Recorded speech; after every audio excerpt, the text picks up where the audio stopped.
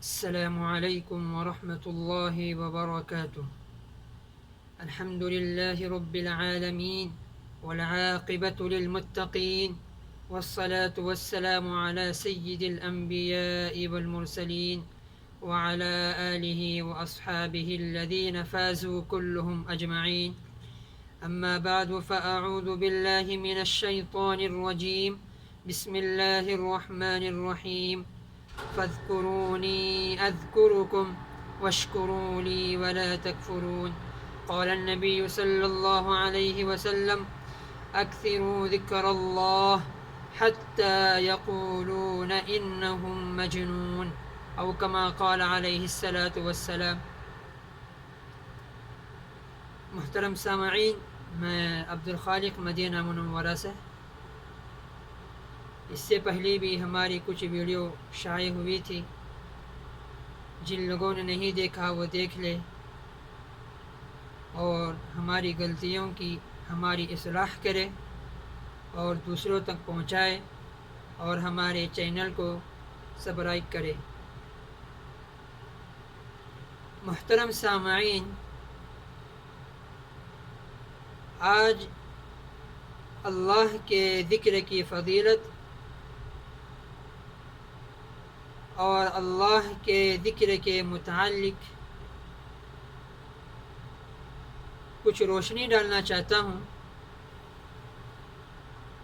اللہ رب العزت مجھے بھی اور آپ تمام کو کہنے سے زیادہ عمل کرنے کی توفیق عطا فرمائے، آمین یا رب العالمین۔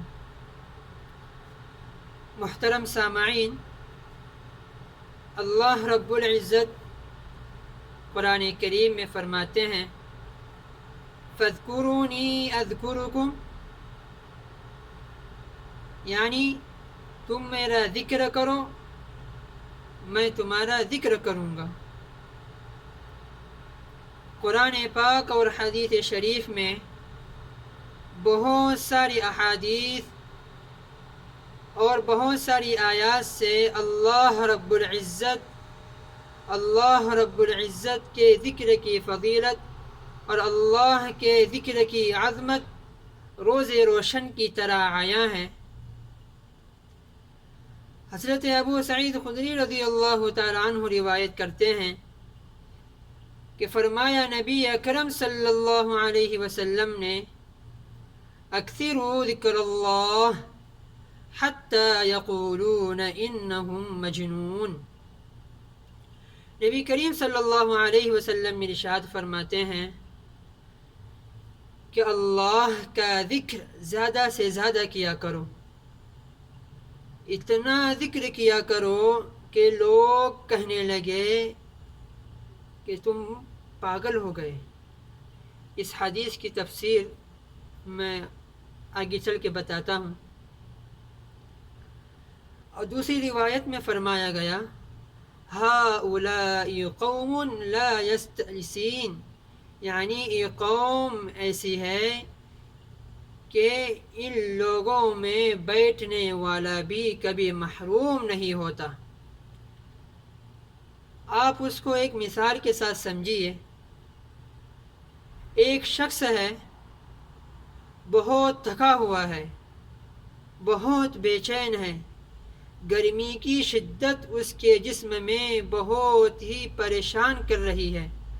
وہ اپنے آپ پر گرمی کی وجہ سے بے قابو ہو گیا ہے اور اپنی گرمی کو ختم کرنے کے لیے، اپنے آپ کو آرام دینے کے لیے، اپنے آپ میں چین و سکون محسوس کرنے کے لیے ایک ایسے کمرے میں چلا جاتا ہے جہاں پر ٹھنڈی محسوس ہوتی ہے، جہاں پر اے سی لگا ہوا ہوتا ہے، جہاں پر ٹھنڈی ہوائیں آنے لگتی ہے، اور وہ شخص اس کمرے میں چلا جاتا ہے اور اپنے آپ کو ٹھنڈی ہوا محسوس کرنے لگتا ہے، اپنے آپ کو چین و سکون محسوس کرنے لگتا ہے۔ ایسی روم میں وہ چلا جاتا ہے۔ اب اسی دوران اسی روم میں، اسی کمرے میں کوئی اور شخص چلا جاتا ہے، لیکن اس شخص کے جانے کا مقصد کوئی اور ہوتا ہے۔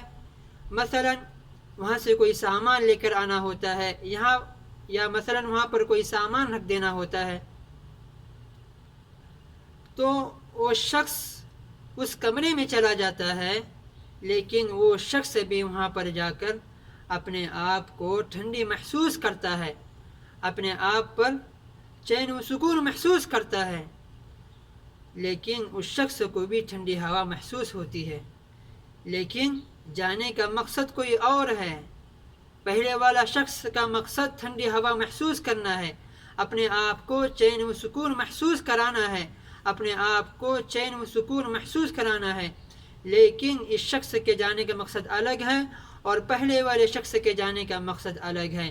لیکن جب دونوں ہی ایک کمرے میں داخل ہو گئے تو دونوں کو وہی فائدہ ہوا، وہی نفع ہوا جو پہلے شخص کو حاصل ہوتا ہے۔ اب یہاں پر دیکھیے کہ پہلے جانے والے شخص کو ٹھنڈی محسوس کرانا تھا، اپنے آپ کو چین و سکون اور راحت پہنچانا تھا، دوسرے شخص کے جانے کا مقصد الگ ہے، لیکن دونوں لوگ ایک ہی کمرے میں جمع ہو گئے تو دونوں کو ٹھنڈی محسوس ہوئی، دونوں نے اپنے آپ میں محسوس کیا کہ ہم گرمی کی شدت کی وجہ سے جب ہم اس کمرے میں داخل ہو گئے تو ہم کو چین و سکون محسوس ہوا۔ اسی طرح ٹھیک ہؤلاء قوم لا یستأسین کہ قوم ایسی ہے کہ اس قوم کے ساتھ بیٹھنے والا شخص بھی محروم نہیں ہوتا۔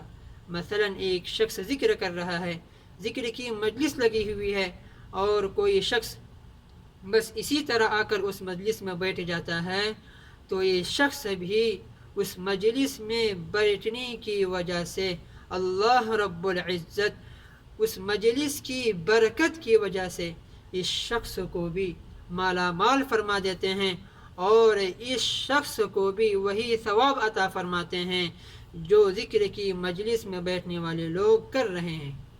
اللہ رب العزت ہمیں اس کی قدردانی عطا فرمائے۔ ایک حدیث مبارکہ میں آیا ہوا ہے، نبی کریم صلی اللہ علیہ وسلم نے صحابہ کو مخاطب کر کے فرمایا، کیا میں تمہیں ایک ایسی چیز سے آگاہ نہ کروں، کیا میں تم کو ایک ایسی چیز نہ بتاؤں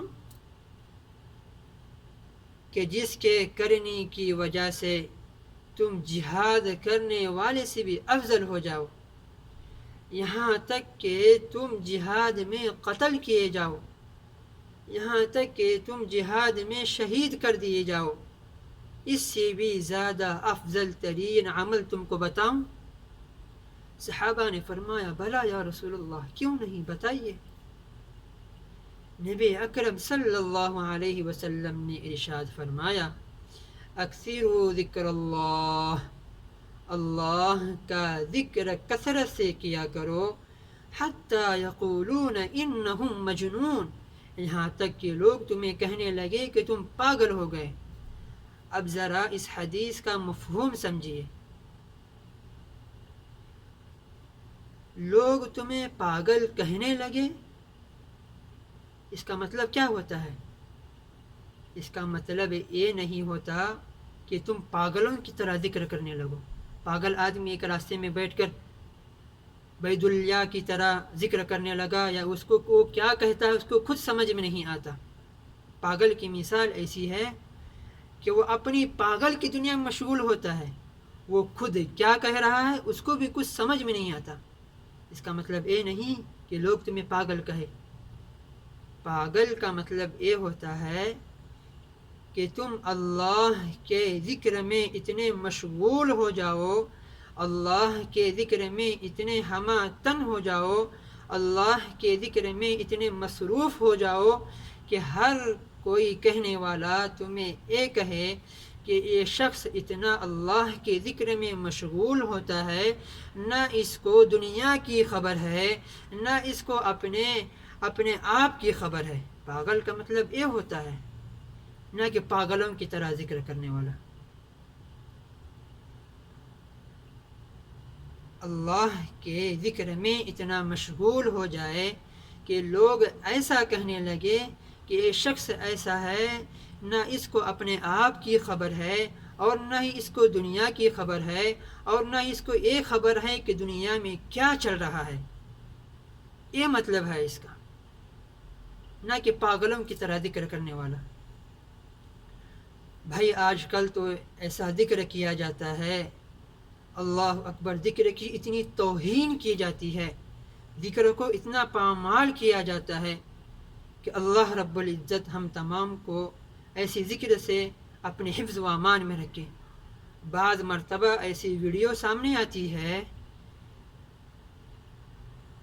کہ شیخ و مرید اپنے مریدوں کے ساتھ ذکر میں مشغول ہے، ایسا ذکر کرتا ہے کہ جس کی کوئی انتہا ہی نہیں ہے۔ پاگل بھی ایسا ذکر نہیں کرتا۔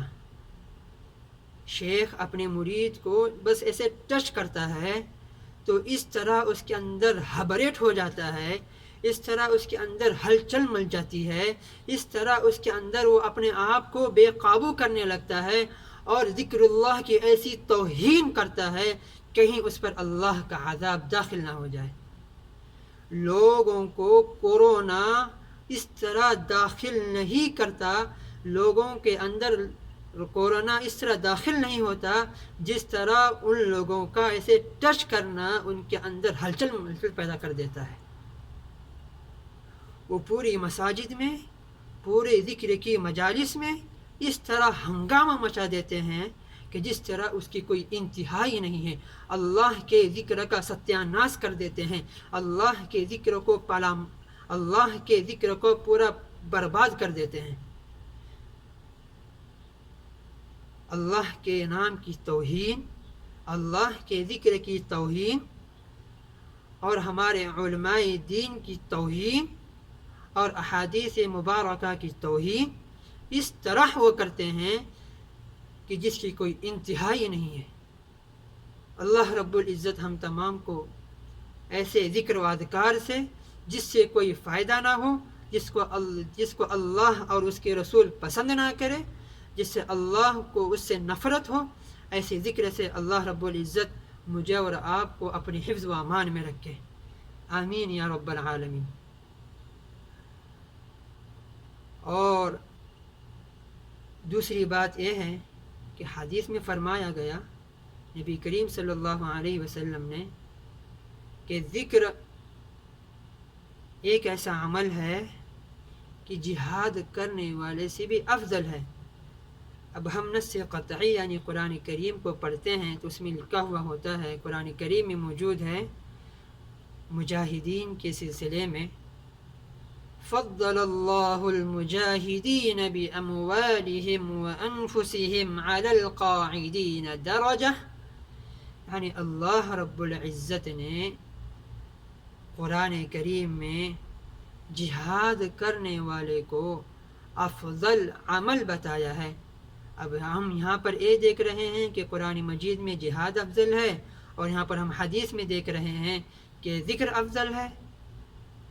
علماء کرام اس بات کی وضاحت فرماتے ہیں کہ نبی کریم صلی اللہ علیہ وسلم کا یہ فرمان کہ ذکر جہاد سے افضل ہے، یہ عموماً عام حالات میں دیکھتے ہوئے اس قول کو نافذ کیا جائے گا، نہ کہ خصوص اوقات میں۔ مثلاً انسان 24 گھنٹوں میں چلتا ہے، پھرتا ہے، اٹھتا ہے، بیٹھتا ہے، کام میں مشغول رہتا ہے، تو یہ اٹھتے بیٹھتے چلتے پھرتے اللہ کا ذکر کرتے رہیں۔ یہ عموماً اس حالت کو دیکھتے ہوئے نبی کریم صلی اللہ علیہ وسلم کے اس فرمان عالیہ کو نافذ کیا جائے گا، نہ کہ ذکر کرنے والا اپنے آپ کو یہ سمجھ بیٹھے کہ جہاد سے افضل ذکر ہے۔ جی نہیں، یہ حدیث عموماً عام حالات کو دیکھتے ہوئے اس حدیث کے معنی نافذ کیے جائیں گے۔ اب یہاں پر یہ سمجھیے کہ ذکر دو طرح کا ہوتا ہے، ایک ہوتا ہے ذکر خفی اور ایک ہوتا ہے ذکر جہری۔ حدیث میں دونوں طرح کی روایات موجود ہیں۔ نبی کریم صلی اللہ علیہ وسلم نے ارشاد فرمایا، افضل الذکر الذکر الخفی، یعنی سب سے بہترین ذکر وہ ہے کہ جس میں ریاکاری نہ ہو، یعنی ذکر خفی۔ اور روایات میں یہ بھی ملتا ہے کہ بہترین ذکر وہ ہے کہ وہ ذکر جہری یعنی آواز کے ساتھ کیا جائے۔ اب علماء کرام ان دونوں احادیث کو سامنے رکھتے ہوئے اس کے مفہوم کی وضاحت فرماتے ہیں، اس حدیث کی وضاحت فرماتے ہیں۔ خود حضرت مولانا خلیل احمد سہارنپوری نے اس کی زبردست توجیح اور زبردست معنی بیان فرمائے ہیں۔ حضرت فرماتے ہیں کہ اگر ذکر خفی میں ریا کا کوئی شبہ نہ ہو، یعنی بغیر آواز کے ساتھ دل کے اندر کوئی شخص ذکر کر رہا ہے اور اس کے اندر ریاکاری کا کوئی شبہ تک نہ ہو، تو یہ ذکر خفی بہت ہی افضل ترین عمل ہے۔ اور اگر ذکر جہری یعنی آواز کے ساتھ ذکر کرنا، یہ اس وقت افضل ہوتا ہے کہ اس کے اندر ریاکاری بھی نہ ہو اور اس کے اندر مشقت بھی ہو۔ یعنی اگر کوئی شخص آواز کے ساتھ ذکر کر رہا ہے تو لا محالہ اس کے اندر آواز نکالنے کے اندر، آواز میں حسن صورتی کے اندر، اس کے اندر لا محالہ اس کو مشقت جھیلنا پڑے گی۔ اس وجہ سے حضرت مولانا احمد خلیل احمد سہارنپوری نور اللہ مرقدہ فرماتے ہیں کہ ذکر خفی کے اندر ریاکاری کا کوئی شبہ نہ ہو تو وہ ذکر خفی بہت ہی افضل ترین عمل ہے، اور اگر ذکر جہری یعنی آواز کے ساتھ ذکر کرنا اس وقت افضل ہے کہ اس کے اندر ذکر کرنے والے کے اندر کوئی ریا کا بھی کوئی شبہ نہ ہو اور اس کے اندر آواز کو نکالنے کے اندر، آواز کے ساتھ ذکر کرنے کے اندر مشقت ہے۔ اس وجہ سے ذکر جہری یعنی آواز کے ساتھ ذکر کرنا بہت ہی افضل ترین عمل ہے۔ میرے عزیزو، دیکھیے ہر انسان کی خواہش ہوتی ہے دنیا کے اندر کہ میں کس طرح جنت میں پہنچ جاؤں، کس طرح جنت کی نعمتیں مجھے میسر ہو، کس طرح میں آسانی کے ساتھ جنت میں جانے والا بن جاؤں۔ تو اس کے لیے سب سے بہترین عمل یہ ہے کہ وہ 24 گھنٹے جو ہے اللہ کے ذکر میں مشغول ہو جائے، اللہ کے ذکر میں ہمہ تن ہو جائے۔ اب یہ ہر انسان کی فطرت میں نہیں ہے، انسان کو یہ مشکل ترین عمل ہے کہ انسان پورے کاموں کو چھوڑ کر 24 گھنٹے ہی اللہ اللہ اللہ اللہ کرتا رہے۔ یہ ہر انسان کی بس کی بات نہیں ہے۔ علماء کرام اس کی وضاحت فرماتے ہیں کہ 24 گھنٹے ذکر میں رہنے کا مطلب یہ ہے کہ انسان کی 24 گھنٹے کی زندگی نبی اکرم صلی اللہ علیہ وسلم کے طریقے پر گزارے، تو اس کا 24 گھنٹے کا یہ عمل اس طرح ہو جائے گا جس طرح اس نے 24 گھنٹے ہی اللہ کے ذکر میں مشغول رہا ہو۔ مثلا جیسے کہ انسان صبح اٹھتا ہے، نبی کریم صلی اللہ علیہ وسلم کے طریقے کے مطابق اٹھتا ہے، اس کا کھانا نبی کے طریقے کے مطابق ہو، اس کا سونا نبی کریم صلی اللہ علیہ وسلم کے طریقے کے مطابق ہو، اس کا رہن سہن تمام کا تمام عمل، اس کا چلنا پھرنا اٹھنا بیٹھنا کھانا پینا سونا جاگنا، ہر عمل اگر اس کا نبی اکرم صلی اللہ علیہ وسلم کے طریقے کے مطابق اگر ہو تو یہ اس کی 24 گھنٹے کی زندگی ہی اس طرح سمجھی جائے گی کہ اس نے پورے 24 گھنٹے اللہ کے ذکر میں مشغول رہا ہو۔ ماشاء اللہ، اتنی بہترین عبادت ہے۔ ہمارا سونا اگر نبی کے طریقے کے مطابق ہو، ہمارا جاگنا، ہر کام اگر اللہ کے نبی کریم صلی اللہ علیہ وسلم کے طریقے کے مطابق ہو، تو ہم ان فہرست میں، ان لسٹ میں شامل ہو جائیں گے کہ ہم 24 گھنٹے ہی اللہ کے ذکر میں مشغول رہ جائیں گے۔ لیکن آج کا انسان ایسی زندگیوں میں مشغول ہے کہ جس کی کوئی انتہائی نہیں ہے۔ اس کا کھانا، اس کا پینا، اس کا سونا، اس کا جاگنا، اس کی تمام کے تمام پورے 24 گھنٹے کی زندگی کو اگر دیکھا جائے گا تو اس کی تمام زندگی جو ہے فلم کاروں کی طرح لگی پڑی ہے، ہیروئن اور ہیرو کی طرح وہ بننا چاہتا ہے۔ اس کے سر کے بال دیکھے تو مرغی کے پیروں کی طرح، مرغی کے پروں کی طرح بھی نہیں ہوتے ہیں، بلکہ اس سے بھی بدتر ہوتے ہیں۔ اس کے ناخن، اس کے لباس، اس کا چہرہ، اس کی داڑھی، اللہ اکبر، ہر سیکنڈ میرا اور آپ کا نبی کے بتائے ہوئے طریقے پر اگر بن جائے، اگر سنور جائے، تو انشاءاللہ اللہ کی ذات سے امید ہے کہ انشاءاللہ ہم ان 24 گھنٹوں میں کی جو وقت ہے، ہم انشاءاللہ اس وقت کو اللہ کے ذکر میں مشغول کرنے والے بن جائیں گے۔ آج ہم کو اتنا یہ بھی نہیں پتہ ہے کہ نبی کے طریقے کو کم سے کم کس طرح اپنایا جائے۔ نبی کریم صلی اللہ علیہ وسلم نے امت مسلمہ کو کیا نہیں بتایا، کیا نہیں بتایا نبی کریم صلی اللہ علیہ وسلم نے۔ لیکن ہماری زندگی کا حال یہ ہے کہ ہم نبی کے طریقے کو اور نبی کے بتائے ہوئے سنتوں کو پسے پشت ڈال کر کے آج ان ہجڑوں کی طرح زندگی گزار رہے ہیں۔ نہ دنیا میں کوئی فائدہ ہے اور نہ ہی آخرت میں کوئی فائدہ ہے۔ آج انسان فلم کاری دیکھ کر، آج انسان پکچروں کے میں ہماتن ہو کر، پکچروں کو دیکھ کر ہر کوئی خواہش یہ ہے کہ میرا بچہ سلمان خان بنے، ہر کسی کی خواہش یہ ہے کہ میرا بچہ عامر خان بنے، ہر کسی کی خواہش یہ ہے کہ میرا بیٹا جو ہے ہر کسی فلم کاری میں کام کرے۔ نستغفر اللہ من ذلک القول۔ اگر ہم اس طرح زندگی گزاریں گے تو کل قیامت کے دن ہمارے آقا صلی اللہ علیہ وسلم کے سامنے کس منہ سے ہم کھڑے ہو جائیں گے؟ ارے جس طریقے پر تم چل رہے ہو، کیا وہ طریقہ کل قیامت کے دن کام آئے گا؟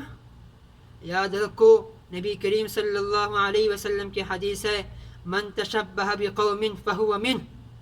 جو شخص آج جس طرح دنیا میں زندگی گزار رہا ہے، کل قیامت کے دن اس کا حشر اسی کے ساتھ ہوگا۔ آج اگر انسان یہ چاہتا ہے کہ میں سلمان خان بنوں، آج اگر کوئی انسان یہ چاہتا ہے کہ میں عامر خان بنوں، آج اگر کوئی انسان یہ چاہتا ہے کہ میں کسی فلم میں کام کروں، اس کی طرح زندگی گزاروں، اس کے مطابق عمل کروں، اس کے طریقے کے مطابق عمل کروں، تو یاد رکھو کل قیامت کے دن اس کا حشر اسی کے ساتھ ہوگا جس طرح تم ان گندے، ان ہجڑوں کے ساتھ اگر کسی کی زندگی گزری ہے تو ان کا حشر انہی کے ساتھ ہوگا۔ ہم دعا کرتے ہیں کہ اللہ رب العزت ایسے ہجڑوں سے نہ کوئی دنیا میں ان کا کوئی فائدہ ہے اور نہ آخرت میں نہ ان کا کوئی فائدہ ہے، ایسے طور و طریقے پر چلنے سے اللہ رب العزت مجھے اور آپ کو اور پورے امت مسلمہ کو اپنے حفظ و امان میں رکھے، اور نبی کریم صلی اللہ علیہ وسلم کے پیارے سے پیارے طریقے کے مطابق، ان کے انہاج کے مطابق، ان کے بتائے ہوئے طریقے کے مطابق مجھے اور آپ کو عمل کرنے کے مطابق عمل کرنے کے توفیق مرحمت فرمائے، اور ہماتن نبی کریم صلی اللہ علیہ وسلم کے طریقے کے مطابق اور ہماتن اللہ کے ذکر میں ہماری زبان چلتے پھرتے اٹھتے بیٹھتے مشغول رہنے کی توفیق عطا فرمائے، آمین یا رب العالمین۔ انشاءاللہ موضوع بڑا لمبا چوڑا ہے، انشاءاللہ اس کے مطابق آئندہ کل اور پرسوں انشاءاللہ باتیں ہوتی رہیں گی۔ اللہ رب العزت سے دعا ہے کہ اللہ رب العزت مجھے اور آپ کو کہنے سننے سے زیادہ عمل کرنے کی توفیق عطا فرمائے، آمین یا رب العالمین. السلام علیکم ورحمۃ اللہ وبرکاتہ.